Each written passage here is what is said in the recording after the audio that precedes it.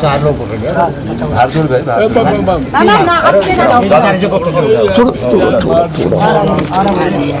गिर गया फोन। क्या कर रहा है आगे पीछे? अरे यहाँ से हाथ लग रहा है। ऊंचा करो आप लोग ऊंचा करो उधर से नीचे से। हाँ ऊंचा करो।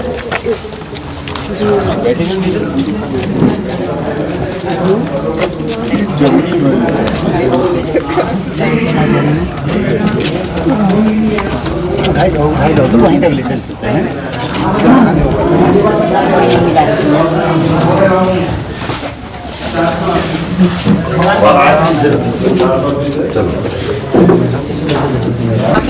ये बात है।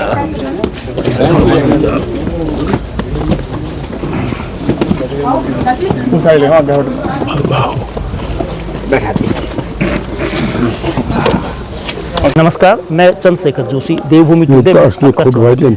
पार्टी नगर पंचायत में 4 वार्ड हैं और ये जो ब्लॉक परिसर के भीतर का वार्ड है, ये संवेदनशील वार्ड में है।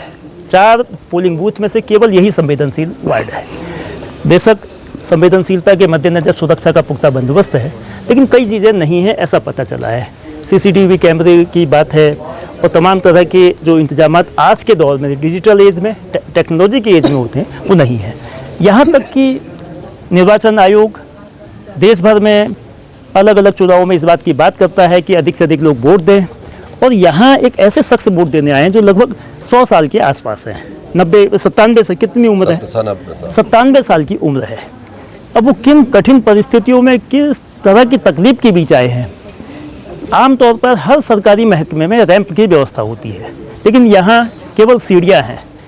जो नहीं चल सकते हैं उनके लिए पोलिंग सेंटर तक पहुँचने की कोई बंदोबस्त निर्वाचन विभाग की ओर से, जिला प्रशासन की ओर से और ब्लॉक्स डिपार्टमेंट जो विकासखंड का कार्यालय है उसकी ओर से की गई है।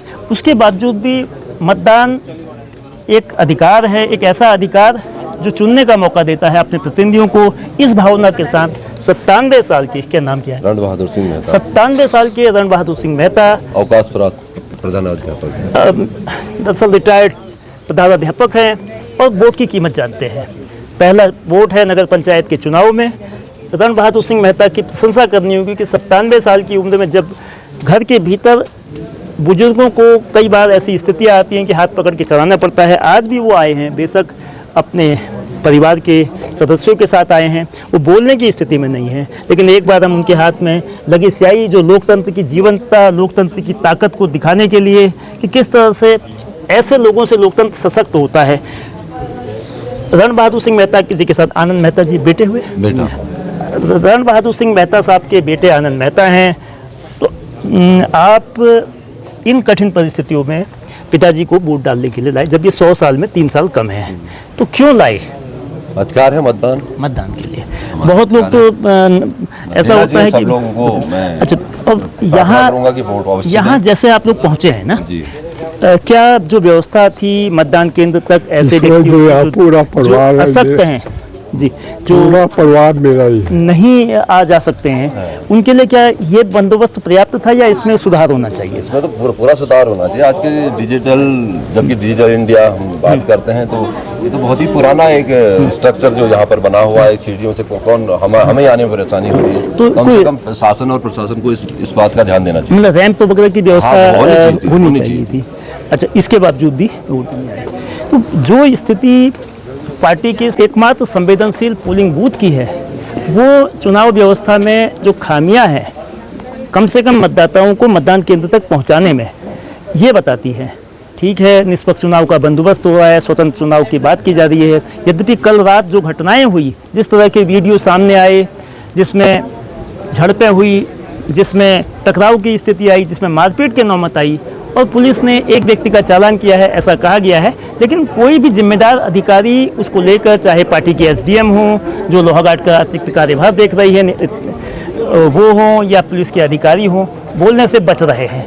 क्या मतदान केंद्र की जो व्यवस्था है मतदाताओं को, जो अशक्त मतदाता हैं, बुजुर्ग मतदाता हैं, अस्वस्थ मतदाता हैं, उनको मतदान केंद्र तक इसी तरह से पहुंचाने का व्यवस्था, ये आदर्श व्यवस्था है या इसमें खामी है? अगले साल विधानसभा के चुनाव होंगे तो क्या यही नौबत फिर आएगी या इस स्थिति से कोई सबक लिया जाएगा?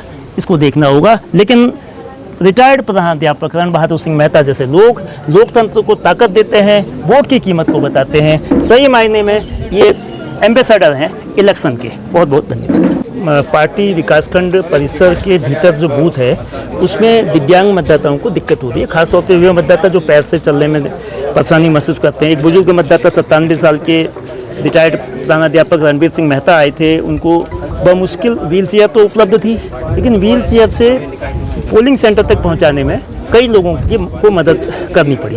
तो ये रैंप की व्यवस्था क्यों नहीं थी? इसमें सोचनी, ये विषय तो वाकई में सोचनी है कि ऊपर विकासखंड में जगह थी, इसको बूथ बनाया जाना चाहिए था और रैंप होना भी आवश्यक है। मैं चारों बूथों में गया हूँ, चारों बूथों में मैं दिव्यांग मतदाता प्रकोष्ठ की तरफ से सहायता पहुँचा रहा हूँ दिव्यांग लोगों को अपने स्टाफ के साथ। लेकिन सारे बूथों में तो रैंप की व्यवस्था है, केवल एक यही विकासखंड का जो है ये रैंप रहित है। इसके लिए आगे प्रयास किए जाएंगे।